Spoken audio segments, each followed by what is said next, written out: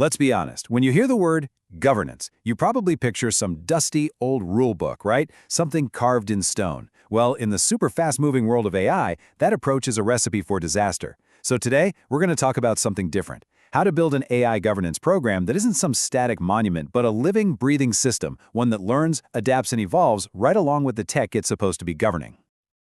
And just so you know, all the great insights we're covering in this explainer come straight from Chapter 9 of the tutorial on developing an AI governance program, which was put together by the folks at Virtualization Options LLC. So let's just kick things off with a huge question. Is your AI governance program actually built to last? Or is it, on the fast track to becoming a fossil? I mean, think about it. The technology, the regulations, what the business needs, it all changes practically overnight. Any program that doesn't evolve is already out of date. And this brings us right to the heart of it all, the one concept that makes everything else work: continuous improvement. The source material puts it perfectly. This is not a project that has some finish line, it's an ongoing journey. I kind of like to think of it as the program's metabolism. It's that constant process that keeps it alive, keeps it effective, and, most importantly, keeps it relevant.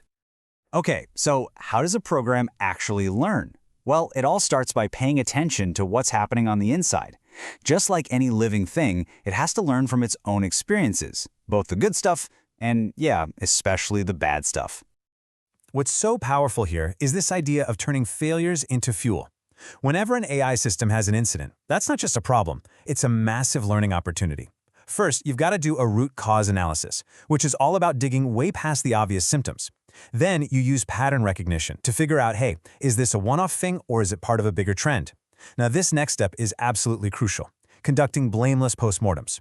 You have to create a safe space for people to figure out what went wrong, not who messed up. And finally, it all leads to actionable improvements, making sure you actually close the loop and don't make the same mistake twice. But learning can't just be about reacting when things go wrong. A truly adaptive program has to be proactive. It needs to be systematically listening to the people who are in the trenches with this stuff every single day: the developers, the end users, everyone involved. And we're not talking about some old suggestion box nobody ever checks. This has to be a real, systematic process. You can use things like surveys to get a wide view, but then you use focus groups to really dive deep and understand the pain points. Even your help desk tickets are a total goldmine of data about where people are getting stuck. The whole point is to build these continuous feedback loops so people know their input is actually heard and leads to real change. So you're learning from incidents, you're getting feedback, but how do you actually know if you're getting any better? Well, you need a regular health checkup for your program, and that's exactly where a maturity assessment comes in.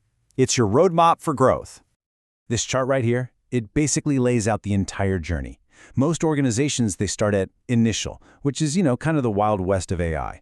From there, you move to developing and defined, where you start building some basic rules and processes. But the real game changer is when you get to managed. That's when governance stops being a reactive checklist and starts being this integrated, data-driven function. And the ultimate goal? Optimizing. This is where your governance program is so good, it's actually a competitive advantage, letting you innovate faster and safer than anyone else. So just take a second and think about it. Where does your organization honestly sit on this chart today? Now, a program can be perfectly tuned to its internal world, but if it's totally oblivious to what's happening outside, it's a sitting duck. It's not going to survive. Adapting also means looking outward, staying ahead of all the constant changes in tech, regulations, and industry best practices. And as you can see here, staying current is this continuous loop. On one side, you have external engagement. That means getting involved in industry groups, keeping an eye on new regulations, learning from what others are doing. But all that external knowledge is useless if it just stays siloed in someone's head. That's where internal knowledge management comes in. You have to bring that knowledge back inside, maintain a central place for best practices, and constantly update your training. See how that works? One side constantly feeds the other, creating this really powerful cycle of learning and adapting. So, if we boil everything we've talked about down to just one core idea, it's this: the principle of evolution. An effective AI governance program is never really done. It's always in a state of becoming. This quote just nails the entire spirit of this conversation. The goal isn't to build some perfect static program that never changes. The goal is to build one that's resilient and adaptive, one that can handle the challenges we face today and the ones we can't even imagine tomorrow. And that leaves us with one final thought to chew on. Your AI systems, your data, your business goals, they are all evolving at an absolutely incredible pace. So the only question that really matters is this: is your governance keeping up?